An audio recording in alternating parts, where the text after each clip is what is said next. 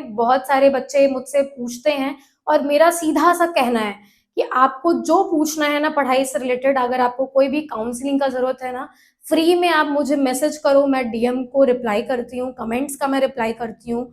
और ये आपके लिए बेस्ट अपॉर्चुनिटी है, कोई चैनल नहीं है जो आपको रिप्लाई कर रहा होगा। Hey, this is Legal Saloni. Welcome back to my channel. Now, finally, I can say I am law graduate. और ये 5 साल का समय बहुत लंबा था मेरे लिए, लगभग 100 साल के बराबर था।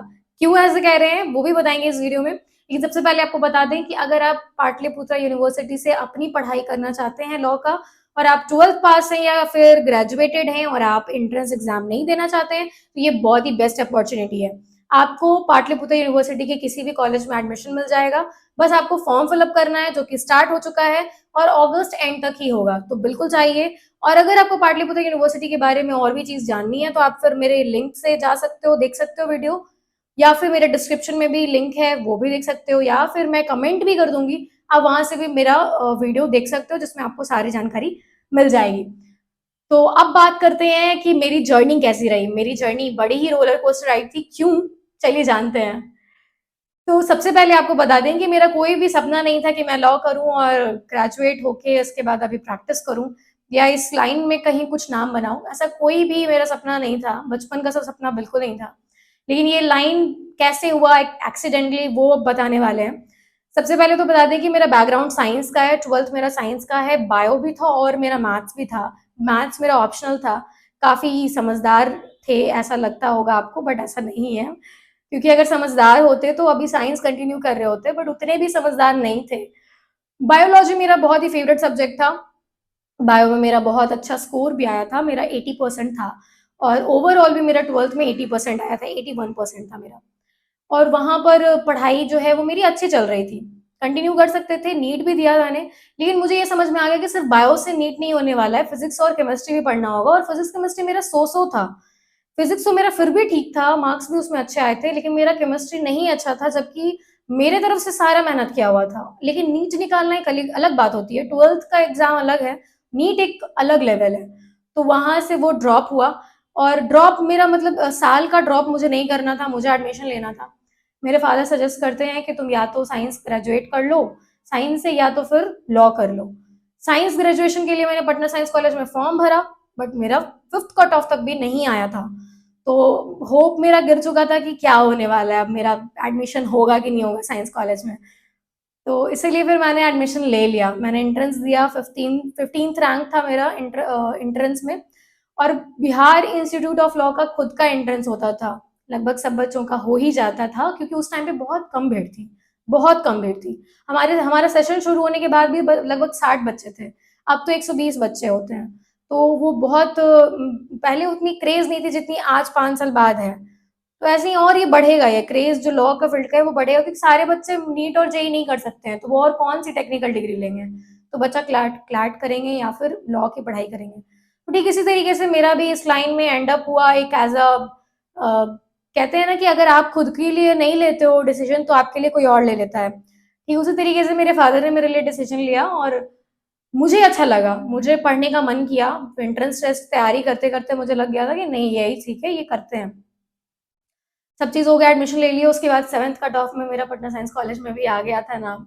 और अच्छा हुआ कि वहाँ नहीं गए, क्योंकि वहाँ जाते तो फिर क्या ही करते आगे। तो डिसीजन किए कि नहीं, इसी को कंटिन्यू करेंगे। आज बैठे हुए हैं, बात कर रहे हैं आपसे, इतने सारे लोग मेरे साथ जुड़े हुए हैं, ये अपने आप में बताता है कि कुछ तो अच्छा कर ही रहे हैं। क्योंकि जब लोग मिलते हैं ना, बहुत अच्छा लगता है।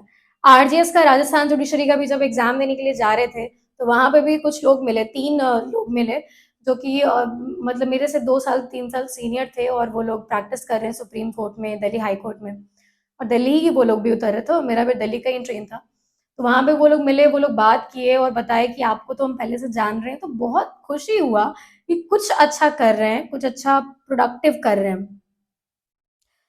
तो इसी तरीके से जर्नी स्टार्ट हो गई और पढ़ते गए, बीच में एक बहुत बड़ा सेटबैक भी लगा। इमोशनल सेटबैक था, मेंटल सेटबैक था। मेरे फादर का डेथ हो गया था 9 दिसंबर 2022 को, और वो मेरे लिए बहुत ही बुरा समय था। आज भी जब वो सोचते हैं तो बहुत ज़्यादा रूह काँप जाता है, क्योंकि वहाँ से निकलना बहुत बड़ी बात होती है। अभी भी जब रात में ये सोचते हैं कि वो नहीं है, तो कोई संभालने वाला नहीं होता और क्या आप पे बीतता है वो आप बस जानते हैं। लोग आपकी स्माइल देख सकते हैं, लोग आपके काम को देख सकते हैं, लेकिन लोग आपके दिमाग में और आपके मन में क्या चल रहा है उथल-पुथल, वो नहीं देख सकते हैं। और वो देखना भी नहीं चाहिए, क्योंकि अगर वो किसी को पता चल जाएगा तो वो समझेगा कि कितना कमज़ोर ये इंसान है। लेकिन जब आप किसी का कोई चीज़ जो है, मेंटल प्रॉब्लम्स, उसके इमोशनल अनहेल्दीनेस को देख लेते हैं, तो आपको पता चलता है कि ये बहुत ही वीक इंसान है। पर जब आप उसको नहीं देखते हैं और आप सिर्फ़ उसके बाहरी अपीयरेंस से और बाहरी व्यवहार से समझते हैं, तो आपको समझ में आता है कि काफ़ी स्ट्रॉन्ग इंसान है। ठीक उसी तरीके से एक झूठा स्ट्रॉन्ग बनने का नाटक करते-करते धीरे-धीरे स्ट्रॉन्ग इंसान बन जाता है, मेरे हिसाब से बन जाता है। क्योंकि वो नाटक बहुत सच हो जाता है, सच कर लेना पड़ता है, क्योंकि आपके लाइफ़ में अब कुछ और ऑप्शन ही नहीं है, आपको स्ट्रॉन्ग बनना ही पड़ेगा। तो ठीक उसी तरीके से मेरे लाइफ़ में भी कोई और ऑप्शन बचा नहीं और मुझे भी स्ट्रॉन्ग बनना पड़ा। लेकिन एक अच्छा डिसीज़न था, स्ट्रॉन्ग तो बनना ही पड़ता है आपको, चाहे आपके फादर हों या ना हों, आपको तो एक दिन स्ट्रॉन्ग बनना है, क्योंकि हर कोई आपको एक दिन छोड़ के जाने वाला है। यही सब मैच्योरिटी के साथ-साथ धीरे-धीरे ग्रो कर रहे हैं, ग्रो बहुत ज़्यादा भी नहीं कर पाए हैं, but mentally I am grown up. अभी भी बहुत ज़्यादा क्या होता है कि आपको पुश करने का बीच-बीच में ज़रूरत पड़ता है। तो जब मेरा 5वां साल शुरू हो गया और मतलब एग्ज़ाम हम लोग कंप्लीट कर लिए थे, तो अभी लास्ट 1 मंथ से मेरा दिमाग खराब हो रहा था कि अब क्या होगा, अब क्या होगा, अब क्या होगा, अब क्या करना है? अभी भी परेशान है, क्या होगा, क्या होगा, क्या होगा? कहाँ जाएँगे, क्या करेंगे, कैसे अर्निंग करेंगे? क्योंकि ये बहुत ही बड़ा स्ट्रगल वाला लाइन है। आपको यहाँ अर्निंग नहीं होने वाली है। काम मिल जाएगा आपको, बट ल अर्निंग नहीं होगी। तो आप वो अर्न कहाँ से करोगे? आप क्या करोगे? आप चोरी डकैती नहीं कर सकते हो, आपको अच्छा काम करना है, वहाँ से अर्निंग करनी है। तो यही है, ये सब चीज़ मेरे साथ चल रहा है, मेरे दिमाग में चल रहा है, मेरे काम में चल रहा है, और आपको धीरे-धीरे पता चल रहा होगा कि बहुत सारी चीज़ें हैं, जो एक लॉ ग्रेजुएट को फेस करनी पड़ती हैं। धीरे-धीरे इस चैनल पे आपको शेयर भी करते रहेंगे। वहाँ से अपने आप को खड़ा करना, फाइनेंशियली अच्छा करना बहुत मुश्किल था। धीरे-धीरे किया, वो सब स्ट्रगल किया, पढ़ाया, पढ़ा-पढ़ाया। मेरे फादर टीचर थे, उनकी कोचिंग को सँभाला। लेकिन धीरे-धीरे फिर समझ में आया कि अभी मुझे खुद पे ध्यान देना है, तो कोचिंग को बंद करना पड़ा। काफ़ी दुःख उस चीज़ का है मुझे, क्योंकि वो करना मेरा कभी भी मेरे बुरे ख़्याल में भी वो नहीं था, बट वो स्टेप लेना पड़ा। कभी-कभी कुछ चीज़ आपको करना पड़ता है, समय का डिमांड होता है। और ठीक बस उसी चीज़ को अब अच्छा करने का कोशिश कर रहे हैं, कुछ हर कर लेने का कोशिश कर रहे हैं, आगे बढ़ने का कोशिश कर रहे हैं, जो सभी बच्चे कर रहे हैं, सभी लोग कर रहे हैं।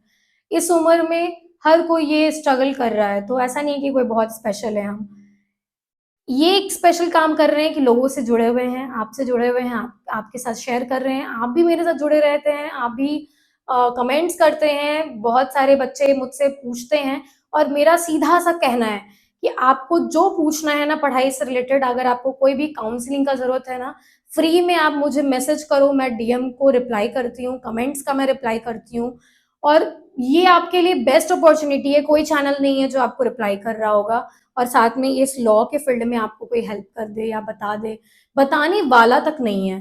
तो ये बहुत बड़ा अपॉर्च्युनिटी है कि आपको एक ऐसा इंसान बैठे-बैठे मिल रहा है फ्री में, जो कि आपको बता रहा है। तो आप बिल्कुल ये अपॉर्च्युनिटी को मत मिस कीजिए, आप मेरे साथ जुड़े रहिए, सब्सक्राइब कर लीजिए, अगर अभी तक आप मुझे देख रहे हैं, सुन रहे हैं।